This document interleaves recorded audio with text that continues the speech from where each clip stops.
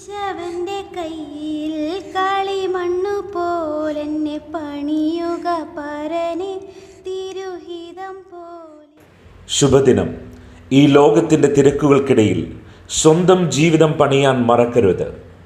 ഇസ്രയേലിൻ്റെ ശക്തനായ ഭരണാധികാരിയായിരുന്ന ശലോമോൻ തൻ്റെ ഭരണകാലത്ത് അനവധി സൗധങ്ങൾ പണിതുയർത്തുവാനിടയായി.